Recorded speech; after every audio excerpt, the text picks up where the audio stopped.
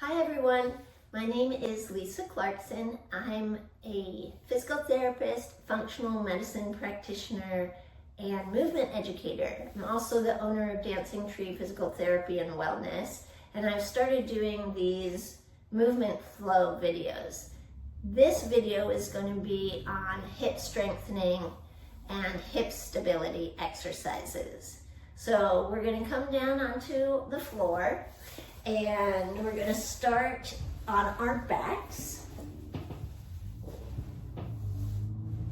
And when you get on your back, you want to find a moment to try to find what would be neutral with your spine. And so neutral usually has a natural curve in the lower back and it's a tension-free position. The way that I'm lining myself up here is that my feet are in line with my knees are in line with my sits bones, so my feet are narrower than the width of my hips. I'm also trying to feel that my back bottom ribs are down on the mat and my shoulders are open. We're going to start with an articulating bridge, so we're going to start getting the glutes warmed up. I'm going to be inhaling in place, and on the exhale, I'm going to tilt my pelvis using my abdominals, press into my heels, and I'm going to roll up bone by bone. So I'm trying to use my abs, then my glutes, then my hamstrings.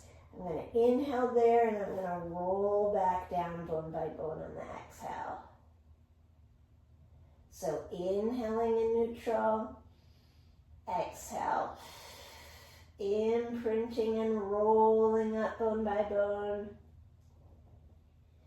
inhaling at the top and rolling down on the exhale.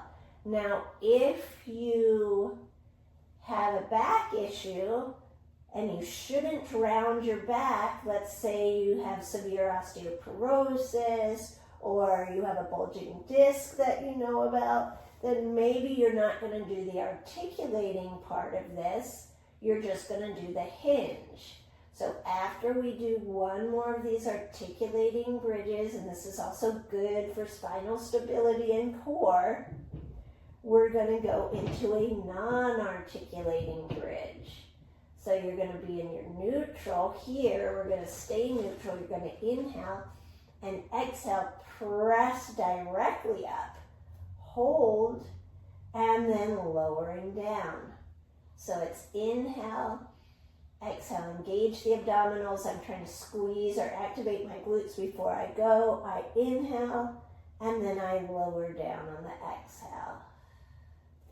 Inhale, exhale, pressing up. Inhale here, and exhale, lower. Couple more. Inhale, exhale, up, inhale, and lower, and one more. Inhale, exhale, up, inhale, and exhale, lower. So we work the glutes and the hamstrings. Now we're going to do a little bit of hip flexor. Some people may need to avoid hip flexor exercises because their hip flexors are aggravated, but I'm going to assume that we want to do global strengthening, so we're going to go ahead and do this.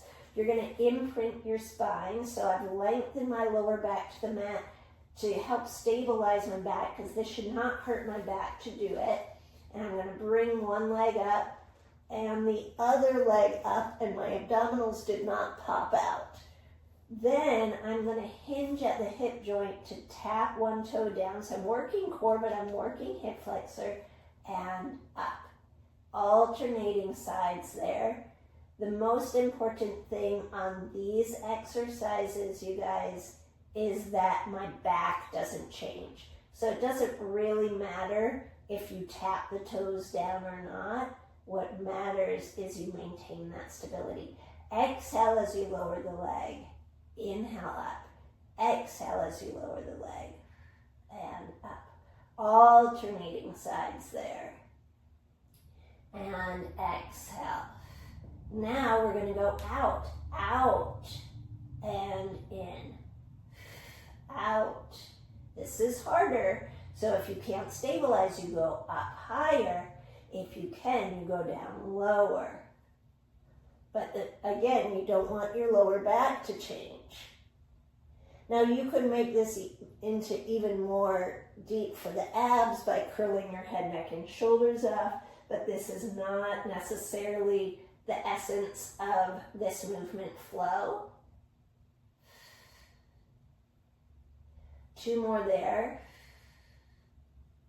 1 more there. Let's just hug the legs in for a second to give you a break in case this is novel, to hold your legs up in the air the whole time. It gets pretty tiring. We're going to do 1 more there. Know that you could skip forward if you feel like that's already enough for you. So you've imprinted, the legs come up. We're going to squeeze, actively squeeze those legs together, almost like I've tied a belt around my legs, holding them together, and I'm going to arc both legs down and up. And again, I'm hinging at my hip joint. I'm really holding on to those low abs. My hip flexors are for sure working here. I want to be careful not to strain my neck. You might have to put a pillow or something underneath your neck. And again, maybe you don't tap the toes. My legs feel really heavy right now. So I'm just working within my range of motion that I know that I can do this, which is actually going to be therapeutic and strengthening versus, hurting myself. Up and then rest. All right, so we've already done glutes. We've done hip flexors. We're going to come onto our side, and we're going to do some side lying leg work.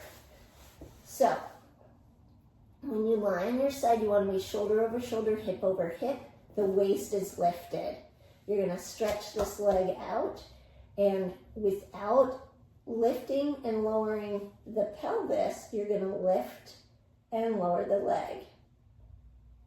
So up and down, up and down, up and down, up and down, and up and down. We're going to circle the leg forward, up, back, and down, 5 in each direction. You want to be careful you don't arch your back. So if we keep going through this without resting, we're going to be working a little bit of endurance for the outer hip.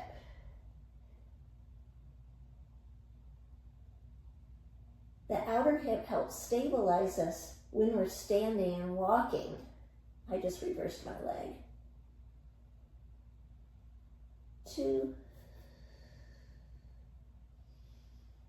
3, 4, 5. Keep holding there, flex the foot. We're going to march that leg up. Try not to move your pelvis. And down. Up. And down. 3. And down. 4. And down. And 5. We're just doing 5 of all of these, but it's still tiring. Then you're going to bend your knees up so we can do clamshells, rotating, and down. Now you don't want your pelvis to move. So we're trying to spin the leg in the hip socket here. If you feel that you're working only the front of your hip, then you want to take your thighs maybe back a little bit, squeeze your heels and squeeze your sits bones together to feel it more on the outside of the hip. Now we're only doing clamshells here, so we're actually going to do 10. That was 6, 7, and 8, and 9, and 10. So we're going to take a break from the top leg, and then we're going to use the bottom leg. So, I'm just going to show you this, and then I'll move it out of the way so you can see. But I would usually prop something or prop something underneath this top leg so that I know I can level my hips, and then lift the bottom leg. I guess you can see, so I can keep it. So lift. So you could use a yoga block or a pillow or a ball. You don't have to use anything. I just find it's easier to keep my hips stable. So now we're working the inner thigh. Again, I'm still using my core to keep my waist level.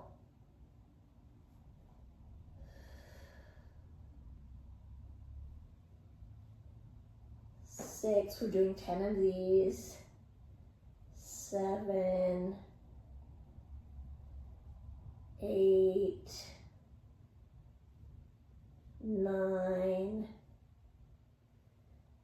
10, and then we're going to do a bottom leg clamshell. I just want to show you this. This is going to be weird because I'm showing you facing the video camera, but I just want you to see how I'm setting up. So I'm here, I'm going to bend this knee, I'm lying all the way down, and I'm going to rotate that bottom leg like that.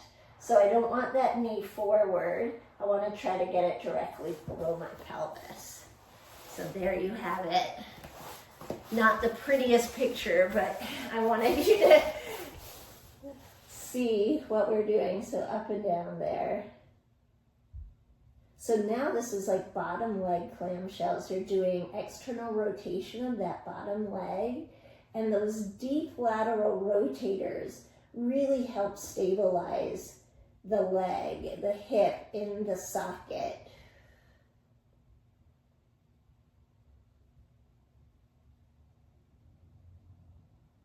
Seven,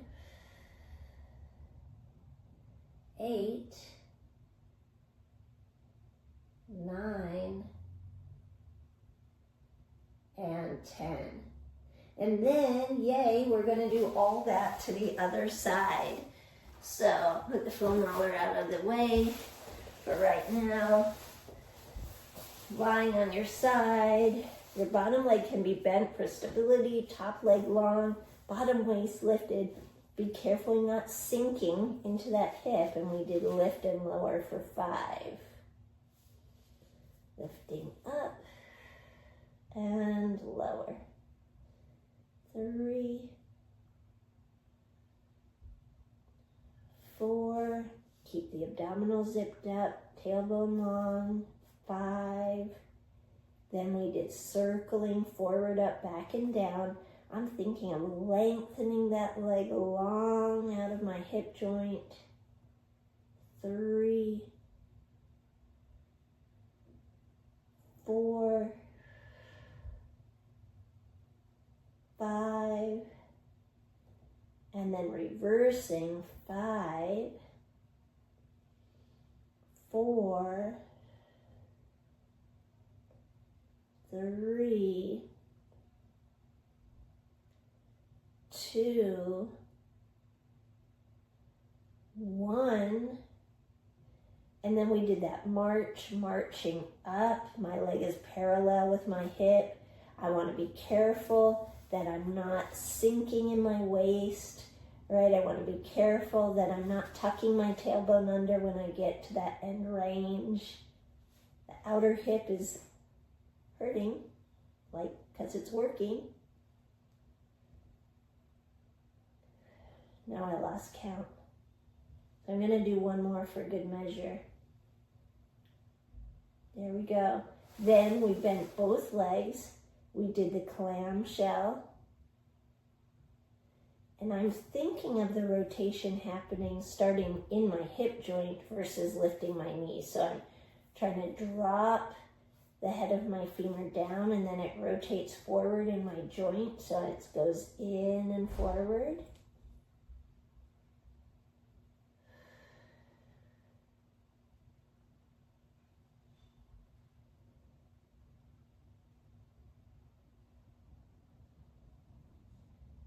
Seven,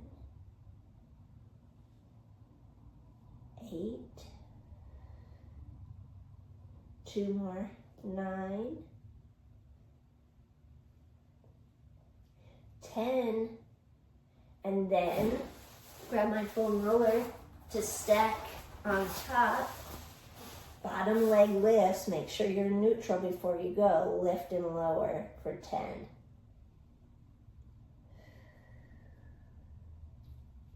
Form is so important when you do these exercises because you can be moving a lot of body parts if you don't take care with it.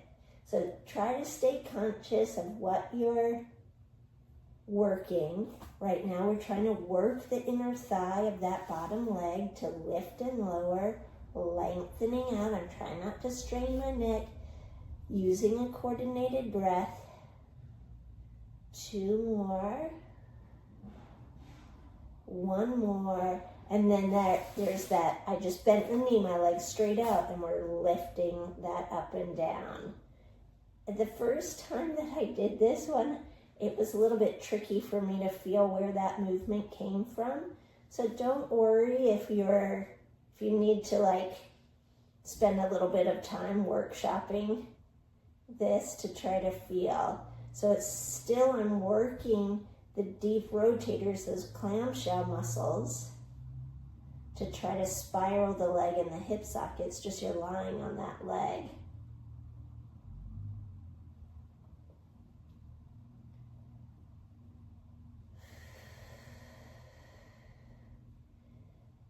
One more. There we go. Awesome. So let's just do a quick stretch to finish it off because that was quite the robust series. So you have your number 4 stretch. You can keep it down here and just stretch that out. Hug it up.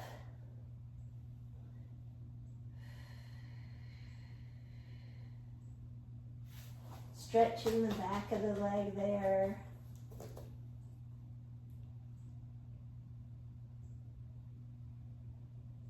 And let's change to the other leg. If you want to do more release, I did do a hip mobility series, so you could go into that.